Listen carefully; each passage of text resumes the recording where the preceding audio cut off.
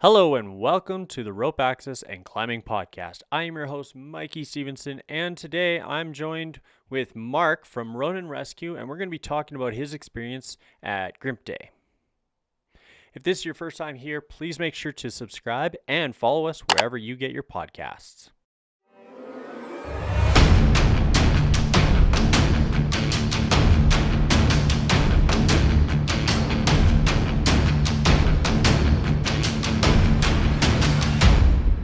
Step into your harness and get ready for a podcast about the vertical world. On to today's episode, I sat down with Mark from Ronin Rescue. He's competed at GRIMP Day several times over the years, as we'll dive into that here at this episode. Also, we dive into the information you would require to register a team yourself. So stay tuned and get ready as we bring in Mark from Ronin Rescue. I guess we'll dive into introductions first of all. So, who are you, where are you from, and what do you do? Okay, Mark Pfeiffer. I work with Ronin Rescue. Also a captain on a Metro Vancouver Fire Department. I'm in charge of a rescue, heavy rescue there. Got a lot of NFPA style courses, obviously for running that particular job. Hazmat, fire officer, all the 1006 tech for heavy rescue. Sprat level 3. ACMG climbing gym instructor, work with a local ground search and rescue team and do ropes with them. Qualified trade safety coordinator and CSO, plus certified health and safety consultant. Long line, helo cast, parachute, all that sort of jazz as well. So does that kind of sum it up? Wow, that's amazing. So well versed in the vertical world, and well versed in the rescue side of things. Yeah, Sprat level 3 as well. I don't know if I mentioned that one as well. So rope Yeah, access, absolutely. rescue, all the rest of it. Yeah. Awesome. So that's great. So today we're going to be touching on the GRIMP Day. So as myself, I've competed in the rope trip a couple times and took the world championship there. Now, Mark, you've competed all over the world within the GRIMP Day umbrella. Can you explain to our viewers and listeners here what is GRIMP Day? GRIMP is an acronym actually in French that basically translated into English is the Reconnaissance and Intervention in Dangerous Environments Group. That's what GRIMP stands for the direct translation into English. So think of it like a fire department technical rescue team here, but with some add-ons. There's some stuff they don't do. There's some stuff they do that we don't. And a lot of times it can either be a tertiary duty, like we have some, a lot of places, or it's a rescue that's staffed. But in some areas, the GRIMP team, that's all it is they just do rescue for that geographical location. So whether that be helicopter, water, so they have quite a broad, rope, confined space. They have quite a broad mandate from that. And it just depends on whereabouts you're located and obviously the funding and whatnot. GRIMP Day is a challenge, and it started 13, 14 years ago now in Namur, Belgium, set up by the firefighters of Namur. And they've come through and they've created a competition. It used to be a 1-day competition, then it moved to 2, and now it's kind of like a 2.5-day competition. And it's basically to test rope rescue skills kind of as they see rope rescue. We can chat about that in a bit, but rope rescue skills in real world, it's, live, patient, timed. You're up at, 300, feet, 200 feet. So the only difference between that and a real scenario is basically the severity of injury to the victim. The stress of doing it for real, the stress of competition is, fairly similar to the live patients. So it's a great event in that way. Did that kind of fill out what you're looking for there? Yeah, no, I think it gives a good wealth of information on like what GRIMP Day is. So when people take this information afterwards and just kind of search GRIMP Day, it'll kind of give them an idea of what to expect. It's obviously drastically different from what Rope Trip is, and I think that speaking to you will kind of be able to put both of them into perspective, because obviously the people that follow this more rope access based, more rope trip based, and then just introducing the GRIMP Day side of things to the conversation. So welcome and thank you. Yeah, thanks a lot for having me. How many of these competitions have you personally attended? 13 I have been to, either as a competitor, as an evaluator, or as event staff. Okay, so you've taken kind of on other roles than other than a competitor. So you've helped run things, you've helped be a judge at these competitions, organize them, and just make sure that things run smoothly then. Yeah, and it's been interesting. I mean, to look at it and, from an instructor's hat on and other different hats that you wear, being able to evaluate other people. Quite often English isn't their first language. So it's a challenge to get your message across to them at the end, or to stop them if there's some sort of incident that occurs or something that you view as unsafe, and then having that conversation with them to go, this is why you can or perhaps can't do something. And even the setup, like helping out with CMC for GRIMP Day North America, going in and doing the reconnaissance, setting up the scenarios. Something I kind of didn't mention is, depending on the GRIMP Day, and there's a couple different ones around the world now, it's 5-6 scenarios a day. So, you're pulling off 5-6 hours worth of rescue a day. And to do the reconnaissance on those, to make sure that they'll happen within the time frame that that particular event has allotted, to ascertain the difficulty of them. You don't want everybody passing them, but you don't want everybody failing them either. That becomes a bit of a difficult standard to meet, right? Yeah, absolutely. You don't know the skill set of all the people that are registered in these events, so you have to find that happy ground where it's not too hard, where one or two people will progress, but everybody else will not. So finding the happy medium when you are organizing events like this is very critical and crucial. Well, a lot of what we did with these events is from a North American viewpoint, where most of these listeners are, is we looked and said Sprat level 1, NFPA 1006 technician rope, and technician confined space. And try not to do any tasks that would fall outside of those 3 JPRs, codes of practice, whatever you want to call them, but those skill sets. And it's not to say that that's still can't be difficult, but there's definitely, make sure that no one can come back and say, well, these are kind of the bar that you set. You made me do some sort of, horizontal aid rescue while flying from a moon ship. No, we didn't do that, right? Like, this is the minimum or maximum that we're going to go with, right? Yeah. All right, awesome. Now, out of all these competitions that you have attended, which one do you remember the most? Well, it's aside from maybe the necessarily like the last one because it's the most recent, but which one sticks out the most because you've traveled all over, both as a competitor, as a volunteer, a worker, which one sticks out the most to you? I researched this. I thought about this question. I don't research, thought about it when you had sent it to me, because it's come down to kind of 2.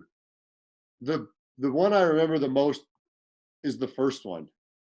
And it was the first one because we were the first North American team to ever compete at GRIMP Day. And at the time, there wasn't, the multitudes of them around the world. There was the one in Belgium. And so we show up and we had no idea what to expect, like none whatsoever. And so when you start rigging things and everybody gather around and starts taking photos of your rigging, you're like, we're either doing something horribly wrong or incredibly brilliant. And I can't figure out which one right now. And there was a lot of conversations. I mean, we went over kind of with that, fire department rescue sort of attitude at the time. Well, not attitude, but like skill set and equipment. And we were the first team there to ever run MPDs. And that had a lot of interest, but that was what we used here. And obviously it's much easier for us to get that kind of equipment. But we were using a lot of prussics and a lot of tubular webbing, which is pretty much not used over there at all. And so there was a lot of comments about whether our anchors were safe enough with things like wrap 3 pull 2s, wrap 2 pull 1s, the way the water knots were tied, how much tail, because they're just, some people were absolutely against using that sort of stuff. And so that first year, we noticed how slow we were in a lot of things by doing these wrap 3 pull 2s and tying these knots and using prussics instead of mechanical grabs. And as we progressed through the different years, that changed. But that first year, when everybody's standing around and staring at you, you're looking at your rigging going, did I miss something here entirely? Like, and it's that nerve-wracking thing, right? It's that stress you put upon yourself. And I guess the other one I remember the most is, the first few years you place like 20th out of like 30, or, 18 out of 35, or these sort of things. And then one year, and I can't remember the year, we finished day 2 at like 3 in the afternoon. And it was one of those like, did we miss an entire event here or something? There's a couple events we knocked off in like 15 minutes. And it was like, huh. And so we got them all. Yeah, we're all checked off. We go, we have a shower, we clean up. And I mean, usually we're stumbling into the post party, still stinking like sweat and everything. And we show up, and that year we came in 5th, and it's that countdown as it goes through, and it's like, hey, they still haven't called our name yet, because they start from the 30th or the 35th and they move their way up. And that was kind of like that aha moment where, okay, maybe we've actually found the right equipment, the right skill sets, the right training regime to do this at this point. And since then, I mean, we've done fairly well. I don't think we've come out of a top 10 finish except for once since that year. And we've probably done another 7 or 8 challenges around the world since then. And yeah, so it was kind of that, validation that the methods that we were doing back home to train teams, because the teams change, right? We're finally getting and, bearing some fruit, that the equipment and the standards and all that were what was required in order to do that sort of competition. Awesome. Yeah, that's exciting. Obviously, the first event that you attend is, something that you're going to remember forever because you walk in completely blind. I remember the same thing for myself when it going into the rope trip, just like not knowing at all what to expect, and and it's showing up, and then they're like, "This is what's happening," and you just look at your teammates, and you're like, keep up or bugger off is pretty much what we said to each other. We all just looked at each other like, you up for it? You up for it? Okay, let's go. And I remember that so vividly because it was, like you said, it was like that stress you're putting on yourself, not necessarily what they're putting on you, and just not knowing, walking into the unknown and just being comfortable with the uncomfortable at that time. Yeah, and I mean, with GRIMP, it's a 5-person rescue team, plus you bring your own evaluator that gets tasked out, and then your own patient. So it's, your teammates' stress and pressure that, and they're not putting it on you, but as the events go, that stress rises for everybody. And then you've got people walking and following you, and a controller from another team, another country, looking at what you're doing. And you don't have to justify what you're doing, but generally I think most of us in our heads have to start and go, oh, am I doing this correctly? Right? Like, it's just an added stress that you end up putting on yourself. So yeah, it's interesting in that aspect. Absolutely. Now, we have mentioned that there are these competitions all over the world. Now, the majority of these competitions are held in Belgium, but where else have these competitions been held, and where have you attended? These kind of competitions, like I said, they started in Belgium in Namur, and I think we've competed since 13, and obviously it was canceled this year because of COVID. But yeah, so we did 13, 14, 15, 16, 17, 18, 19. So I've done 7 years in Belgium. There's one called Chow, which is the bridge translated into English, and they've been 5 years, I think. and that was always Taiwan. And they've now started to move it around this October, barring world travel. They're hoping to do Okinawa, and they're going to move that one around a bit.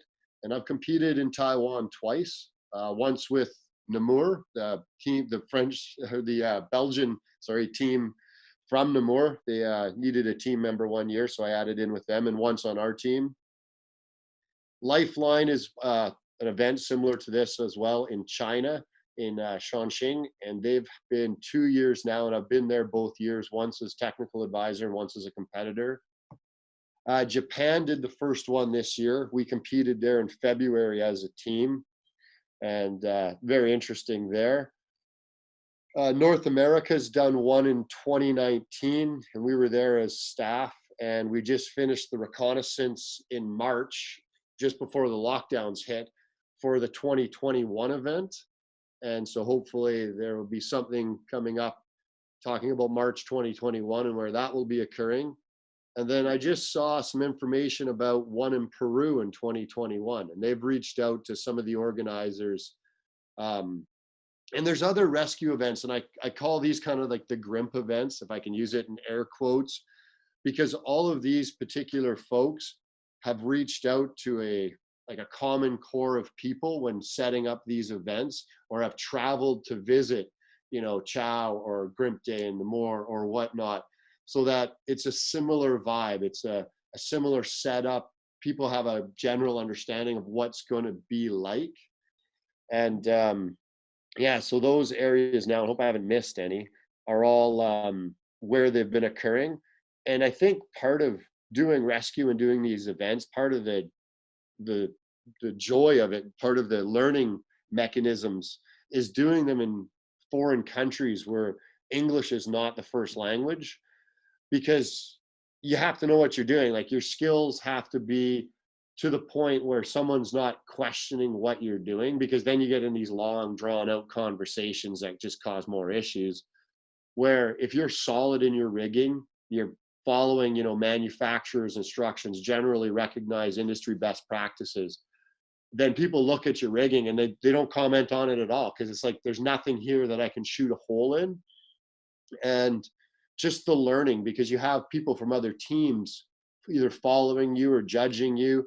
And so that allows them and you, because you have people out with other teams as well, to bring in new ideas and learn new techniques. And that's the big part of GRIMP Day. I mean, it's not about placing fifth or fourth or first. I mean, that's all exciting and what have you. But it's about going and being better at the other end of it. It's about going and learning another way to do something, about opening up your mind a little bit in different aspects of the craft to figure out, just other ways to do the same job, to meet those people and have those resources around the world that you can tap into if you do have a problem. I mean, that's the biggest takeaway from me. Awesome. Um, so I guess moving on a little bit here, if anyone was interested in finding out more about how to register, where would they be able to go to get information for this? Grimpday.com is the website for the one in Namur. Outside of that, Facebook, as crazy as it sounds, might be the best place for the information. GRIMP Day, Chow, GRIMP Japan, GRIMP Peru, they all have information on Facebook about the different events. There's pictures, there's videos, dates, people you can contact. Our website at Ronin Rescue, we've done a few blogs in our blog section and some of the podcasts about GRIMP Day, interviewing our team leads, going over scenarios that have occurred there. So if people are looking to go and compete in one of these, my suggestion to you is to do your research. You don't want to show up and be missing something that disqualifies you from the event. Most of these events, like I said, they're running usually about 2.5 days now. That first half day is a qualifier. And it's not a qualifier for like your pole position or something. It's a qualifier to assess that you have enough skills that you're not going to need to be rescued at some point during the next 2 days. And there's teams that have shown up that have not made the qualifiers. And it's not like they're difficult. they have a lot of rope access skills sometimes in the qualifiers. Like a lot of them, they added into some sort of speed event so that they can get a prize for it. I mean, China, the first year, the qualifier was a 100-meter rope climb with a knot pass halfway, had to be completed within, I want to say it was 30 minutes as the team. So, or was it 45? Like they could only put so many people on the rope. You had so much time per person. You had to hit the knot by a certain time. So basically, if you couldn't ascend rope, if you weren't in fit in enough shape and you couldn't pass a knot, and they just viewed that kind of as the standard and took a look at teams as they did this. And if teams are struggling with that, then they pulled them aside and said, hey, this may not be the event for you. Belgium one year, it was a 40-meter ascend, probably a 30-meter re-anchor, a line transfer, and a rappel past a knot. And it's, those are very rope access central skills or centric skills, but it kind of then can tell the organizers that yes or no, all of these 5 team members are or are not able to actually perform skills that we would consider at a base level here for this. Awesome. So just to recap that, best options are go to the websites that are affiliated with each GRIMP day specifically. They can contact you through roninrescue.com to get more information there, and just follow their Facebook pages for additional information, dates, videos, and just get as much information prior to registering and do your research. Yeah, absolutely. I mean, a lot of the new teams will get vetted before, as you apply, people will ask what your skill set is, and you'll have to write that down. And if you're an unknown entity, you almost have to come with a reference from somebody else that has done one of these that can say, hey, this team will be okay here because of what's happened in the past where, and it's embarrassing for the team. It's hard on the insurance requirements and a few other things, but it has to happen. And I think one of the years they pulled like 3 teams off the course on a ladder truck on that first day. And it's like, obviously for those teams, there's huge costs for them to package up all that equipment and fly all of that distance with 7 people minimum in order to do that event. So to then just, congratulations, 6 minutes into the qualifier, you've been told you can't compete for the rest of the 2.5 days. It's crushing to those people, but it's also that financial burden that they've, had to endure to get there. So make sure the events, you understand the skill sets that are going to be required, and you're comfortable with those skill sets. And even within Ronin, I mean, a bit of a tangent here, we run qualifiers basically for our people to get on the team, and we have new spots and ascend and descend a 90-degree edge. It has to be like a smooth motion. If you're taking 3 minutes to sort out a bunch of stuff, you're done, right? Like, and these are those base skill sets where if I could have any advice to people, would be sweat the small stuff. We tell our team guys, take a carabiner, put it in your car. When you're driving in traffic, open and close it hundreds of times, both hands, upside down, so that if someone throws you that carabiner, you can grab it, either hand, ascertain the orientation, and have it clipped in one motion now. Put rope in your car, play with it, tie knots with one hand, just so that you have the feel. And that when you're all of a sudden tying a clove hitch, you can know right away without even looking, just with the hand placement, where the feel of it, and go, knots being tied in correctly. Those small little skills are what gives speed. I mean, everything's ascent, descent, it's base skills, and it's how well you do those base skills depends on how well you're going to do in the event, whether you're going to make it past that introductory phase. And it's sweat that small stuff, climb rope, rappel over edges, all of that sort of stuff. So that kind of dives in deep there. Now, you have mentioned a little bit about the skill sets, and I'm going to go off a little bit off of what you've just said here, but you've kind of touched on the topic of different skill sets between over there in Belgium and over here in North America. So here in North America, if a team is interested in registering in one of these. You talked also about how when you worked with CMC there and did it down in the United States, the GRIMP Day, you talked about, SPRAT level 1 certification, 1006, rope rescue, confined space rescue skill sets. Are we still talking the same skill sets that these people will have to be comfortable with and be able to do over in Belgium? Or is their skill sets drastically different? And are those skill sets you labeled for the North American standard good enough to compete in Belgium?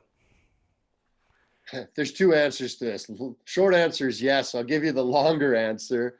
One of the stations we did in North America was a 60-foot ascent. And then you picked up your patient. It was kind of a 90-degree kind of crappy lower edge transition lower with a toe board on it and a bunch of different things on the battleship. Back down, you had to drop them down to a lower level. So you might have been lowering 80 or 85 feet. And NFPA 1006 does indicate ascend a rope. It is a JPR in 1006. I believe it's an operations JPR.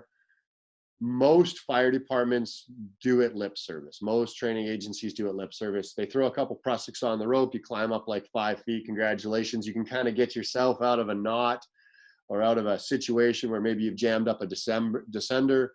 And that's the extent that they give that particular standard, that JPR. And this is why we say rope access level 1. If you show up and you're climbing on prussics 60 feet and you need at least 3 people to get up there and do a lowering system and get that patient over the edge, you're going to be there all day. And there is a time limit on these. Hence the comment about, at least a SPRAT or an IRATA, ARA, whatever you want to use, level 1 FISA, because you're using different equipment to climb and you're actually climbing with some sort of efficiency and some sort of speed, which is, speed counts in rescue. Like, don't let anybody tell you differently. There is a requirement for speed. And so, that's why we say that about North America. And there's teams that came that did ratting, for instance, up there. They just ratted up. I'm sure people on your podcast will understand the term ratting. And of course, teams that just went handle ascenders and chest ascenders just flew by those teams, right? And so that, is one of those things where you say that kind of level of rope access training and individual skill level is required. Even here, you go over to Europe, the GRIMP system, IMP, EMP, 1, 2, and 3, and then CT. 1 and 2 is basically, I want to say it's a 120-hour course, and then 3 is like another 80 hours, and then CT is a position, controller technique. It's like the technical advisor for that particular region, and that's a kind of a position above that. But their base of training is the same duration of the entire 1006 kind of rope program, which is 120 hours for technician. To get to technician in their system, you're over 200 hours. So their system obviously has some extra stuff in it. Part of this extra stuff is the ability to do what we would term over here as rope access. They horizontal aid, they ascend and descend fixed lines, they pass knots, they do what we would call as, small re-anchoring. They have different terminology for it. However, that is part of their basic rope rescue GRIMP training, the IMP levels. And so when you go over there to compete, like the first years we went in, we had no idea that. And one of the rescues year 1 was what we would consider to be a rescue from ascent in rope access. You give a rescue team, like a fire department, traditional rescue team, ascend this rope 75 feet and pick that person out of ascent. Okay, wow, right? Like that's for a traditional fire department rescue team. And we were climbing more of the rope access style, but even that, like we're putting up, rope grabs above there using M-bays, lifting them off of systems, lowering them into other systems is what we were trained with, what we were taught with. The guys beside us are doing crawl to crawl bumps. It's taken us 17 minutes. It's taking them like 2.5, right? And that's where some of this eye opener comes from. And the only way to get your eyes opened is to go and look at the way other people do business. And so, yeah, from that point of view, from me, having that rope access, a minimum to walk across and compete at any of these events, your members have to be 1,006 rope, tower, and have at least rope access level 1. And your team lead and one of your either rescuers or riggers should be a 2. And we really noticed it over the years as we slowly integrated rope access trained personnel into our teams. There was just certain scenarios that, yeah, just take the 2 2s. You take, then we've got 3s, and it's now we have teams that are almost all entirely. I don't think there's anybody less than 2 on the team. I mean, heck, the patient's a level 1 for Pete's sake, right? And now it's all 3s and 2s plus guys that have advanced rescue training and other training. Sort of a tangent, but to continue on is this other training, these other disciplines. I now climb, if I'm going over, 50 feet, so what's that, like 15 meter, I go to an ARB technique. Mm-hmm. I still keep a handle descender on to stay legal, but I'll go foot, knee, chest, throw my handle on there. A lot of them ditch it, but I still try to keep within what is legal in our, geographic jurisdiction. Yeah. But anything over 50 feet now, I run knee, foot, knee, chest, and climb that way. So I'm not burning out my arms, and I'm using my big leg muscles. And a lot of these climbs at these events, to climb 100 meters on the evaluation day, like the assessment day, is not out of the norm. And you might do it all at once, or you might be doing a 40 and a 40 and a 20 or something. But climbing 330 feet of rope that day is pretty much a guarantee. And rappelling 330 feet of rope and at least hitting a 90-degree edge in there, maybe halfway down the rope, is all just like, be prepared to walk in and do that. All right, awesome. Well, thank you for that enlightening conversation.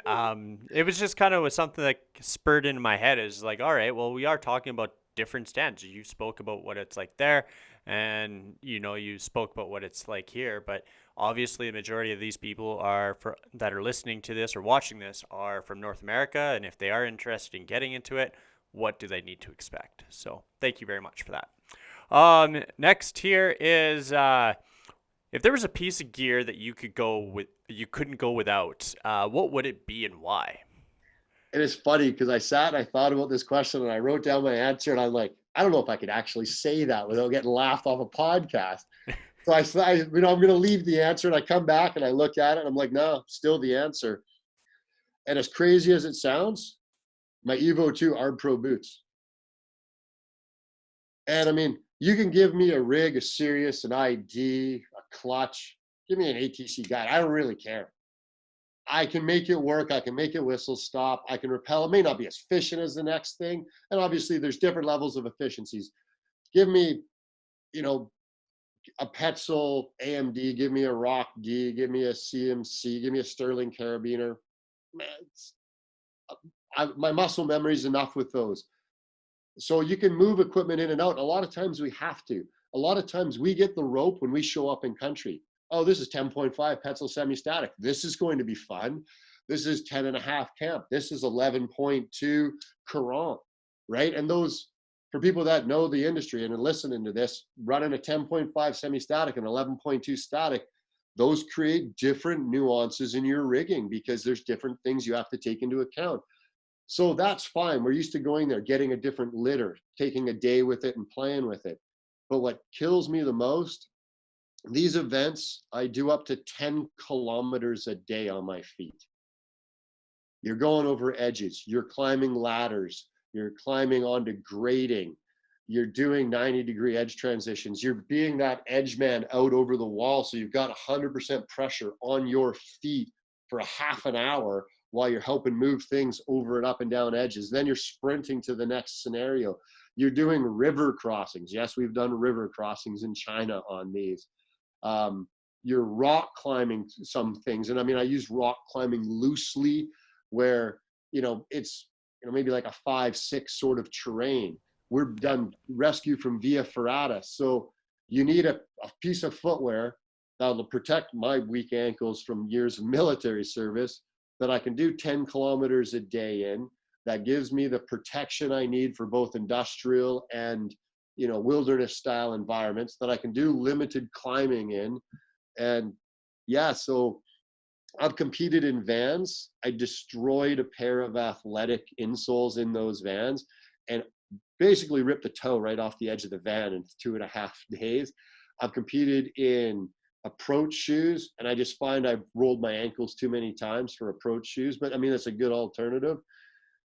So, I mean, if there's one thing I bring, and it literally comes down to it. I mean, I like having my own harness and my own carabiners and stuff, but I've competed under different harnesses with different carabiners. The one thing I always have with me is those boots, because it's just that level of comfort. And it's kind of a weird little, pansy pathetic answer. I get it, but it's one thing I can't go without.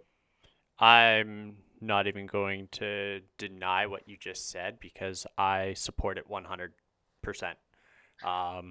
Being a competitor myself, I did one competition in some Nike shoes. It was horrible.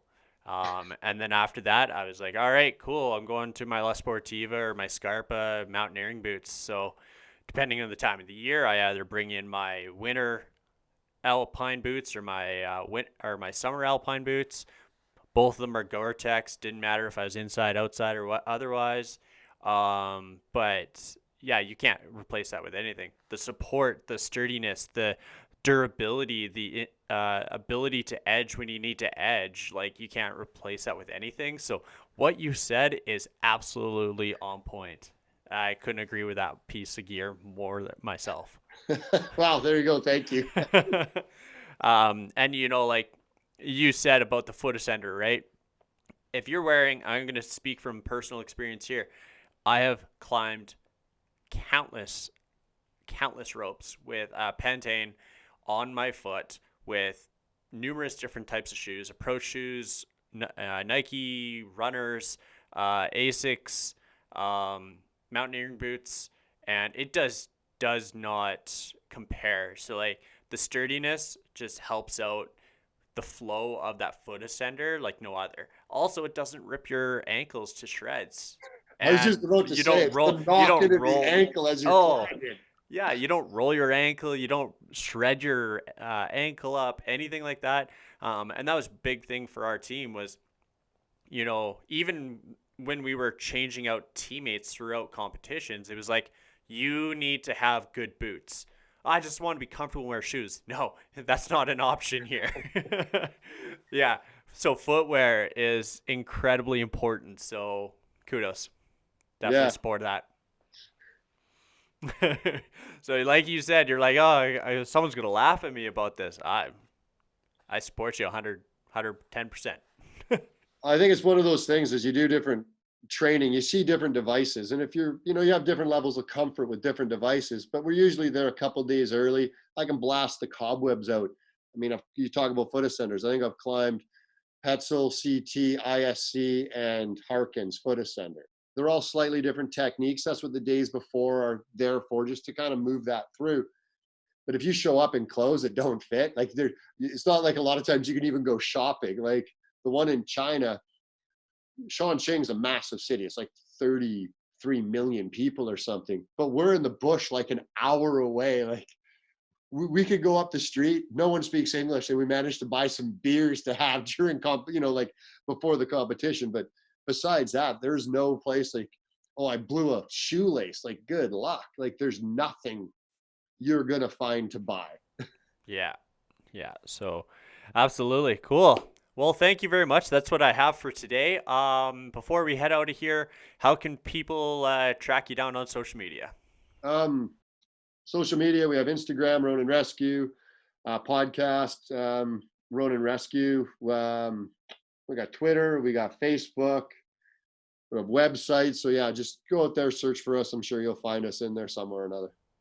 Awesome. Well, thank you again for taking in today's episode. I had a blast talking about the difference between GRIMP Day here. So obviously my background was with the rope trip, slightly different, but yeah, it definitely interests me. Like this competition of GRIMP Day definitely interests me. And when I was there to watch GRIMP Day myself, I was super excited because it's not stuff that we get to do in the rope access industry. It's drastically different.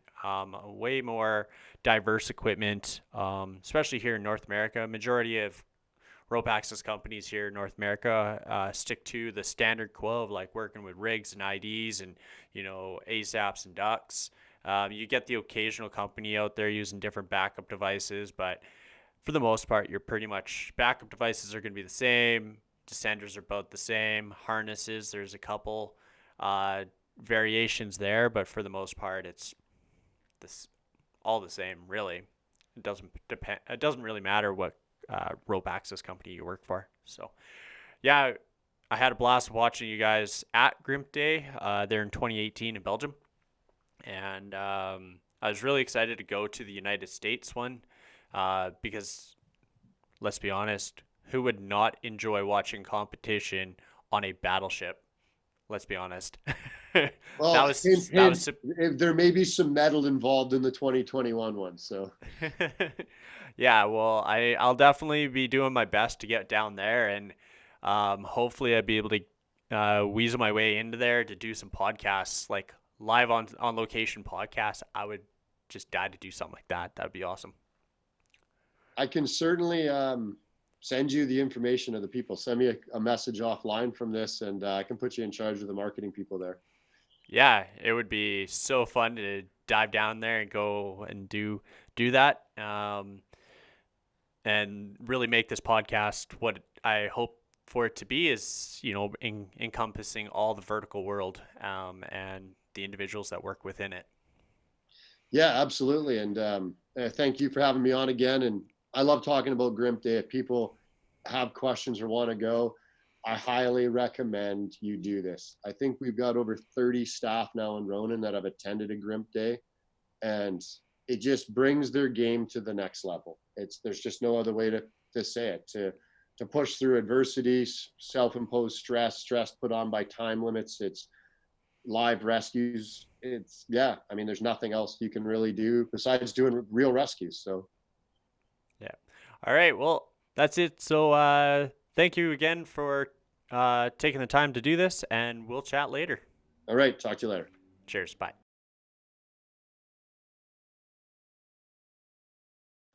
All right. Well, thank you very much for tuning into today's episode. I hope you enjoyed that. That was a great conversation we had with Mark talking about GRIMP Day and what to expect if you want to register yourself.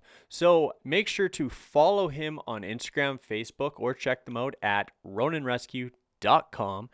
Also, make sure to like this video, subscribe, leave a comment if you have any questions for myself or him, and I will see you on the next one.